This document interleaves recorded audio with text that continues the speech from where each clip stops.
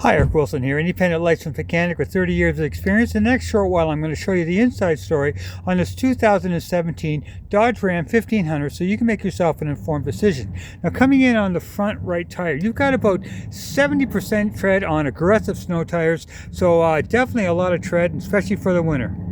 Now, coming behind the front right tire, this is the right outer tie rod. Now, this is critical. It's the only thing that holds the right wheel to the steering, and that is tight. This rubber boot is the right outer CV boot. Now, it's full of grease, and it's important. If it was ripped, you see grease all over the place. Important not to, because that grease lubricates the axle going forward. That is the right inner CV boot, and again, staying full of grease. Now, more importantly, right here is a leak point. And if it was going to leak, you'd see tranny fluid right there. That is bone dry. That's a good sign. Now, speaking of leaks, I'll just take a quick perusal on the bottom. That's the bottom of the oil pan there. Bone dry. That's the bottom of the transmission pan right there. Bone dry. So I am not seeing any indication. Bottom of the motor, front of the motor here. No indication of leaks there whatsoever. Now, coming into this is the right upper ball joint. Now, that's critical because it's the only thing that holds, it's one of two things that hold the right wheel to the chassis. That is tight. This is the right lower ball joint. That is tight. So, suspension-wise, that is tight and critical. Now, this spring is the right front spring suspension. No cracks, no breaks. More importantly, this tube is full of oil. And if it was leaking, you see it dripping all the way down here. Important not to, because that controls the suspension and the dampening of the sway there. So, on the right front side, I am not seeing any brake-wise, leak-wise, or leak-wise so far. Now, on your front brakes, you've got about 30,000 K, quite a bit of K left on your front brakes. Now, another leak point is right here in the front diff, and you see the bottom of the diff there? Good and dry. Another leak point is right here on the transfer case. Another leak point is right here in the transfer case. If it was leaking, you see it right there, and you see it right there. But there is no indication of leaks whatsoever, so that is nothing but good. Now, the right rear tire, you've got brand new calipers and brand new brakes. So you got 50,000 K on your rear, on the right rear wheel, and you've got about 70-80% tread on aggressive snows on the right rear tire. This is the right rear spring sway bar link, there to there, connected, doing its job, dampening the sway as you go around the corner. This is your right rear spring suspension. No cracks, no breaks. This is your right rear shock, and again, full of oil. If it was leaking, and if it was leaking, you see it dripping all the way down here. That is bone dry. Your exhaust, no cracks, no breaks that I could see. Spare tire, all good. On the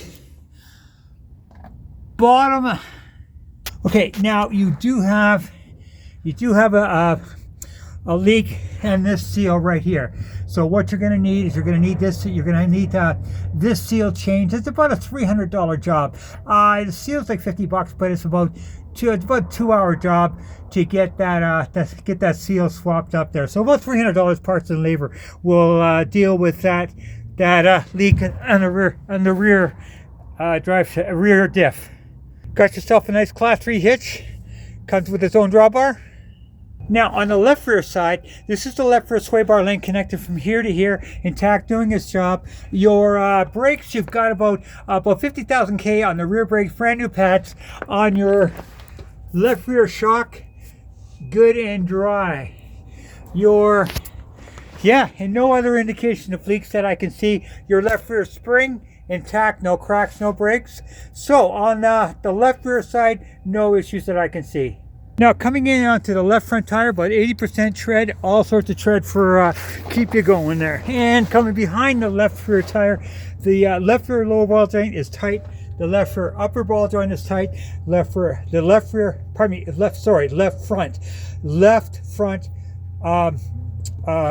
outer tie rod is tight. Left front sway bar link here to here connected. Right as well. The left front shock, if you follow it up, good and dry. Spring, no cracks, no breaks. Left outer CV boot, left inner CV boot. More importantly, this is a leak point. If it was going to leak, it would leak right here, bone dry. So brake-wise, leak-wise, suspension-wise, on the left front, I'm not seeing any issues. Now with my scanner plugged in, it says codes found 0. So there is no check engine codes, which is nothing but good. And then no cracks in your windshield. Dash very clean. Now I'll take you out and show you the condition of the motor. Okay, with the motor running, very, very smooth. Charlie throughout for the motor running, very clean. Now one thing I always do is I take off the oil cap and I look underneath for any indication of white goo. Now white goo is a mixture of oil and antifreeze, and that would be a head gasket gone, and a big reason to walk away. I do not see any indication of that. In fact, I don't see any indication of problems on this motor at all. It runs very smoothly. It's, as far as I can tell, has been well maintained. Now, one thing I do want to point out is that if you buy, you're going to come to me and I'm going to give you the 2 for free. See, the big problem is that people are laying on the ground with the Sawzall, reaching up and cutting out catalytic converters, getting $100 to $125 at the wrecking yard for it. And if that happens to this truck, you're looking at minimum $1,000 repair, if not more, because cats are not cheap to replace. And when you get into German and over in European cars, it's like you 2 or 3 times that amount of money. Now, if you buy the vehicle, you're going to come to me. I'm going to put on stainless steel cables on those cats, because remember, they're laying on the ground, they reach up, they hit these cables, they say forget it, and they move on. That's number 1. Number 2, I am going to put on these 2 things on your truck. Number 1, this goes on the fuel line of your motor, on the fuel line, and this goes into the OBD2 port. Now the combination of these 2 are going to give you 15% better mileage. I know, I've done it for 30 years. It never fails. It never stops working.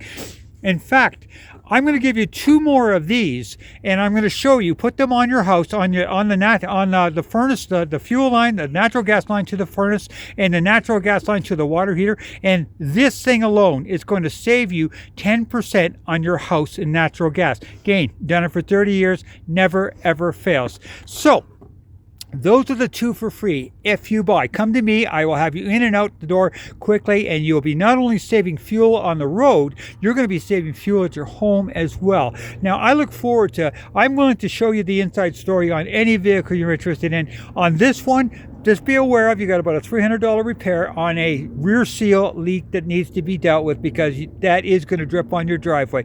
Other than that, I don't find any concern for this vehicle. As far as I'm concerned, been well maintained. Hopefully this will help you make an informed decision, because I am the Cowboy Mechanic.